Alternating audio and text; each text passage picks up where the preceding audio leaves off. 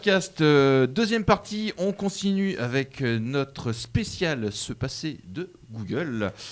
Et alors on va continuer tranquillou avec les navigateurs, puisqu'on vient de parler des moteurs de recherche. Pour vous consulter le moteur de recherche, il vous faut un navigateur. On sait tous que Chrome, donc comme je l'ai indiqué dans les petites dates au début, a développé son navigateur qui s'appelle Chrome. Oui. Chrome, oui, non, c'était Google, pardon, oui, je crois que je me suis trompé dans ma phrase. Bref, donc Google a son navigateur Chrome que pas mal de gens utilisent. Est-ce que vous l'utilisez, vous, autour de cette table ? Je l'ai utilisé un petit peu, mais je suis repassé à un autre, dont on parlera très certainement. D'accord.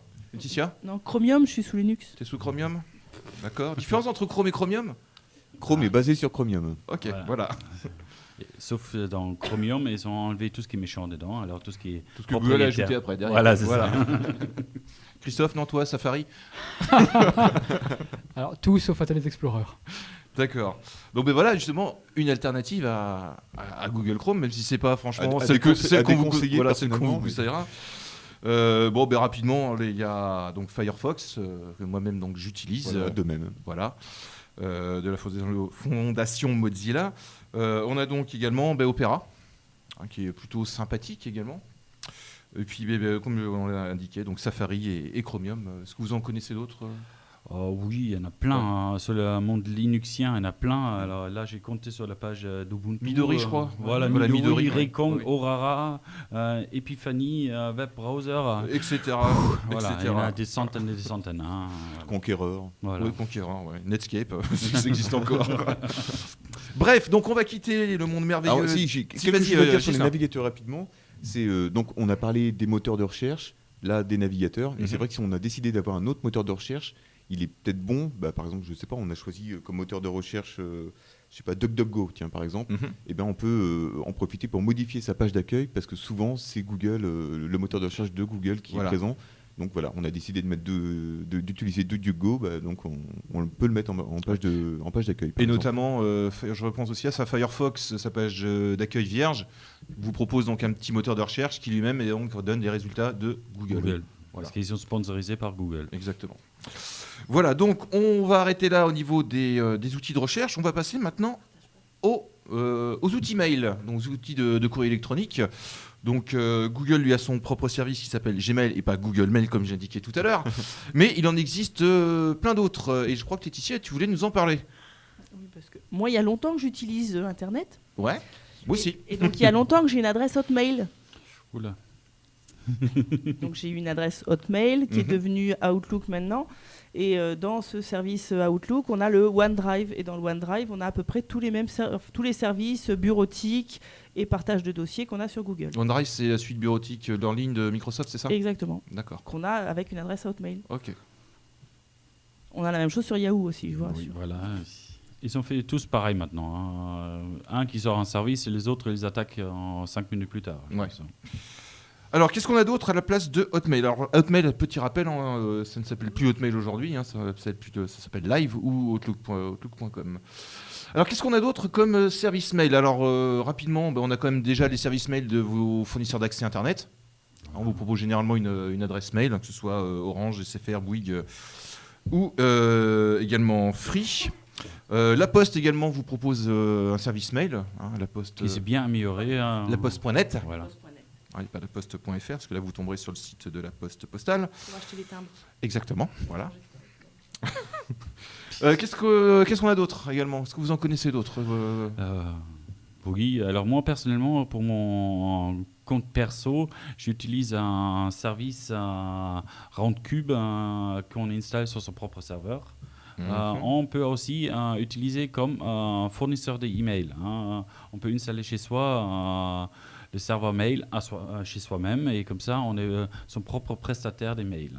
Ça demande un peu d'installation, un peu de configuration, mais on peut devenir son propre fournisseur d'email. Et on a notre propre nom de domaine avec ou... Les noms de domaine on achète comme n'importe quel nom de domaine. D'accord. Et après c'est que côté technique on installe tout chez soi et on modifie, on utilise comme un email classique, mais sauf vous êtes votre propre prestataire. D'accord, donc je peux me faire par exemple une adresse solidarecast@michael.com. Voilà, c'est ça. Voilà, formidable ça. Ouais. Donc vraiment quelque chose d'assez personnalisé. On a également d'autres types de mails. Alors, je ne sais plus qui m'avait présenté ça. Blip, un mail basé sur le réseau BitTorrent. Oui, alors c'était vite fait sur Internet, j'ai vu cette information-là, parce que BitTorrent, normalement, c'est utilisé pour télécharger soit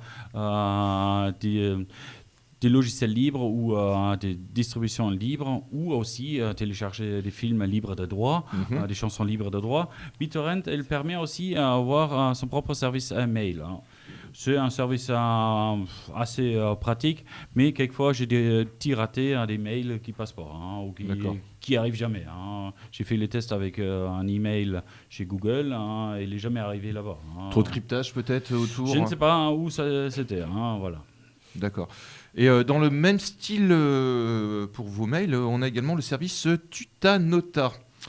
Alors c'est un service allemand alors que j'ai découvert donc pareil en préparant cette émission. Alors grosso modo de ce que j'en ai compris, parce que j'ai pas tout compris, apparemment votre mail est encrypté avec un mot de passe chiffré avec grâce à un mot de passe que vous devrez donner à votre expéditeur pour que lui puisse décrypter le mot de passe. Le mail, pardon. Oh là là, je m'embrouille. Moi, je suis très. T'en as d'autres des jeux comme ça intéressants? Non, j'ai pas d'autres jeux comme ça. Mais c'est très simple, c'est le principe de la clé publique et de la clé privée avec les systèmes de SSH. Voilà. Et mais l'avantage de celle-ci, comme tous les mails, ils passent souvent par un prestataire. Là, les prestataires ne peuvent pas lire vos emails parce que maintenant, si vous êtes chez Yahoo, Hotmail ou Google, Gmail, tous vos mails ils sont déjà lus en avant et après, on va filtrer tout ce qui est intéressant dedans pour peut-être afficher une publicité ou quelque chose. Il faut rappeler quand même que c'est lu par un robot, pas par un être humain, enfin plutôt par un robot qui va piocher les mots-clés et vous envoyer de la pub contextuelle. Voilà. Mais vos emails sont toujours lus. Et grâce à Tutanota ou à Blip, vos emails ne sont pas lus. Voilà, tout simplement, ça reste privé. D'accord, bon ben voilà, de quelques services attestés pour vos mails et la protection de votre vie privée lorsque vous envoyez des messages. Alors, on va passer au point suivant qui est l'agenda. Donc l'agenda qui permet de travailler à plusieurs en même temps dessus. Donc on peut faire des agendas à plusieurs sur le même calendrier. Est-ce que vous avez d'autres alternatives à Google Agenda? Alors moi j'en ai une, mais qui reprend aussi le mail, on l'a pas dit, c'est Citadel. Citadel, c'est un groupware en fait, et donc on va retrouver la fonction mail, mais également agenda, notes, enfin voilà, donc tout un tas de services qu'on retrouve également dans Google. Voilà, un serveur qu'on peut héberger soi-même ou qu'on va mettre dans le nuage, dans le cloud. Chez Claude. Voilà, chez Claude. Tout le monde va chez Claude. Voilà, donc on peut utiliser tout un tas de services. Voilà, qu'on retrouve de toute façon chez Google, mais voilà. Donc le mail, mais également l'agenda, les contacts, enfin voilà. Ok. Moi, j'utilise personnellement OwnCloud, qui est un service comme le Citadel, qui permet d'avoir des emails, des documents, des partage des fichiers, partage des photos, partage des musiques, tout en même temps. Oui, ça permet de faire aussi du travail collaboratif Citadel. C'est plutôt sympa. Et ça s'installe très très facilement sur Linux. Une ligne de commande, c'est fait. Voilà. OwnCloud, c'est pareil, un paquet à ajouter. Voilà, on installe un paquet et puis. Et il te donne toute la suite complète. Il y a une configuration à faire au fur et à mesure. Il y a quelques étapes. Et puis, ça se fait assez facilement. Je l'ai fait tout à l'heure. D'accord. OwnCloud, c'est relativement simple aussi parce que maintenant, même sur des grandes NAS comme Synology, ils sont intégrés. On clique sur un paquet, je veux ça. Voilà, on fait sa liste des courses, on clique dessus et automatiquement, ça s'installe et on tape le mot de passe administrateur et voilà, en 5 minutes, c'est installé. Après, pour la configuration de mail, c'est un peu plus long parce qu'il y a plus de choses à mettre. Mais vraiment, d'accord. Voilà. Bon, on vous donnera de toute façon des petits liens, comme d'habitude, sur notre site solidarnet.fr. Christophe? Ouais, je voulais juste dire que Free proposait ça aussi avec sa messagerie Zimbra. En ligne, tu as un agenda et l'accès à ta messagerie pareil. Voilà. D'accord, c'est un agenda partagé aussi ou c'est un agenda perso? Pas vérifié, je peux pas te répondre. D'accord.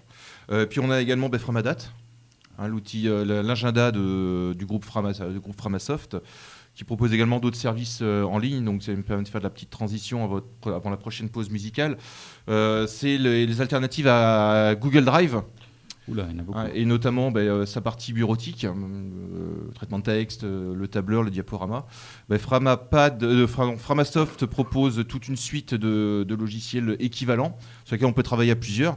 Nous notamment on utilise Framapad pour notamment préparer les émissions puisqu'on est un peu partout dans le département. Je trouve que c'est la grande force du fait de travailler simultanément au même moment sur le même document, ce qui n'est pas possible partout avec les autres suites bureautiques en ligne. Puis on voit toutes les modifications qui sont faites au fur et à mesure. On a également le tableur Framacalc, donc même face le même, donc un tableur collaboratif. On a également un petit peu comme Citadel Zo, un groupware également qui propose donc toute une suite de logiciels en ligne, que ce soit le mail, l'agenda, la bureautique, etc., le stockage. Oui, je sais, on va faire une petite pause. On a également Etherpad. Oui, sauf Etherpad, c'est l'origine des Framapad. Alors beaucoup de gens l'ignorent, mais Framapad est basé sur Etherpad. Et Feng Office, est-ce que c'est aussi quelque chose que tu connais, Dirk? Ouais, Feng Office, c'est une suite bureautique pareille qui se base un peu sur Zoho, qui se base un peu sur Etherpad. C'est un mélange un peu de tout, mais selon moi, c'est pas encore tout à fait fini. À chaque fois qu'on teste, on a des petits soucis dessus. Alors, je suis pas encore très fan de ça. Ok, alors on va faire une deuxième pause musicale, on va reprendre.